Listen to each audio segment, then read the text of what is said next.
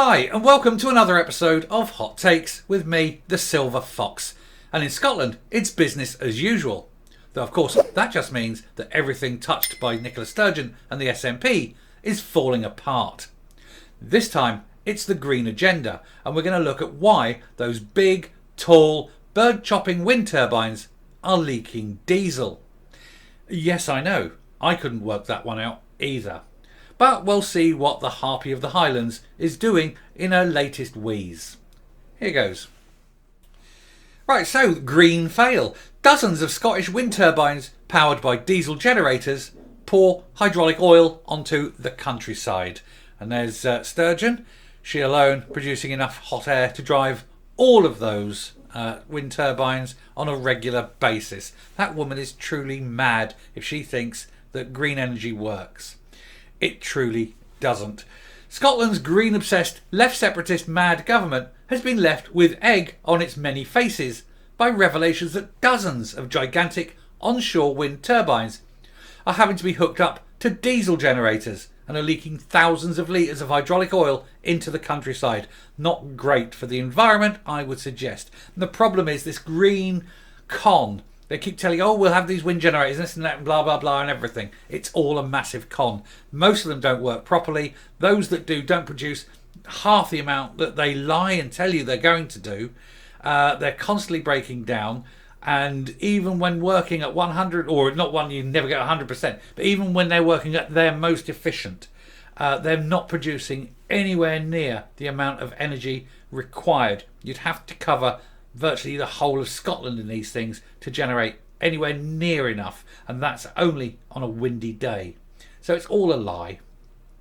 But anyway, Scottish Power, led by the Spaniard Ignacio Galán, and actually a subsidiary of Spanish firm Iberdrola, conceded that some 71 of its turbines had to be hooked up to diesel generators to keep them warm in December, according to the Sunday Mail, with a whistleblower telling the paper that problems with the turbines are deep-seated. Everybody knows this. It's not a secret. Turbines are very inefficient, constantly breaking down. Most of them don't work, and the amount of effort going into actually making one, because you've got to drill the ore, dig the ore, process the metal, extract that, process it again, travel it again. On average, a generator will travel twice around the world before it first generates its first watt of energy. They are completely a rip-off, and it's all based on lies. But it's so they can appear virtuous and say, oh, look at what we're doing. But it won't work. During December, 60 turbines at Aracleoch and 11 at Glen App, and I apologise if I got that name wrong. Aracleoch, I don't know, were de-energised due to a cabling fault. And in order to get these turbines re-energised, diesel generators were running for upwards of 6 hours a day. And that's on each generator, that's on each of these towers. Turbines are regularly offline due to faults when they are taking energy from the grid rather than producing it, and also left operating on half power for long periods due to parts which haven't been replaced and are often not replaced for a long period of time because they just cannot get the parts. Dirty hydraulic oil is also being regularly sprayed out across the countryside due to cracks in mechanisms. Safety standards have not improved since a worker was died in 2007 at Kilgalleoch Wind Farm.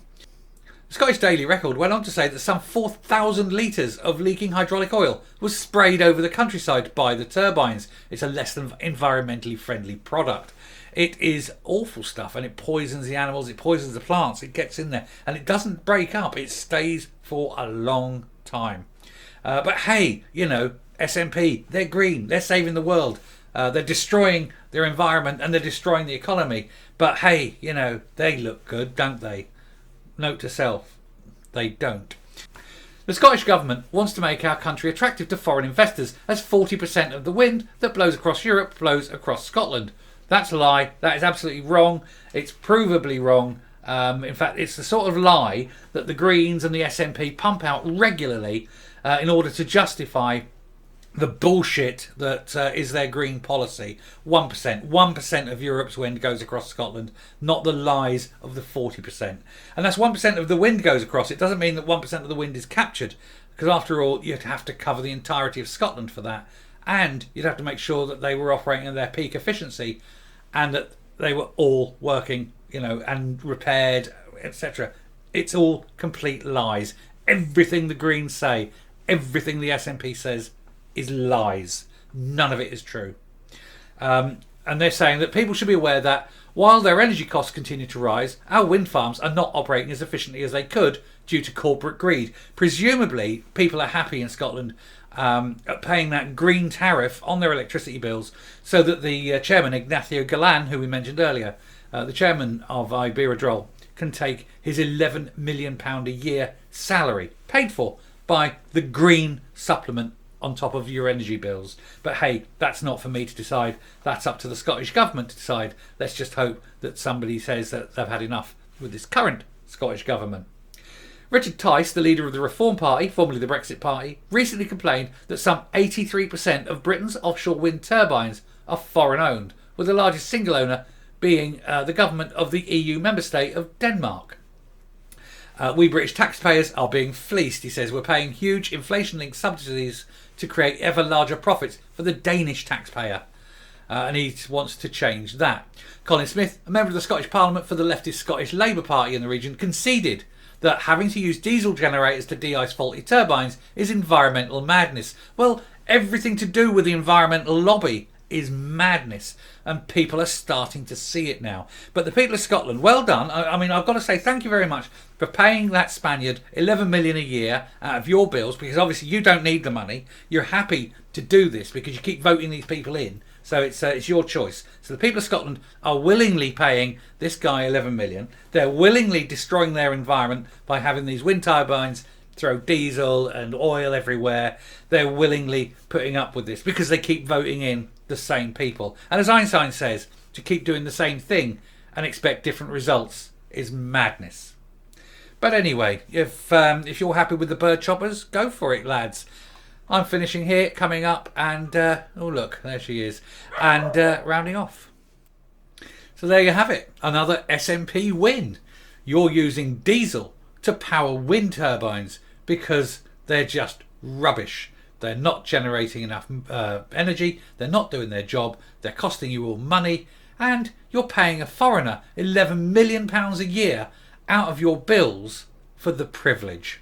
And that's what happens when you vote in mad people who don't work for the benefit of the people they're supposed to represent. They work for the globalists and the elites, and they want to make the rich richer while stealing from the poor. But that's the SNP through and through, isn't it? Never mind, it's up to you, Scotland. Please, God, do something about it. Meanwhile, Nicola Sturgeon will be lining the pockets of her new rich chums, because when she loses her job, she'll want somewhere warm and snug to run off to. Thanks for listening. If you like what you hear and see on the channel, please hit that subscribe button if you haven't already. Ring the bell for notification of future output. Leave a like, leave a comment, please share the video. And until next time, stay safe, stay well, keep the lights on, and goodbye.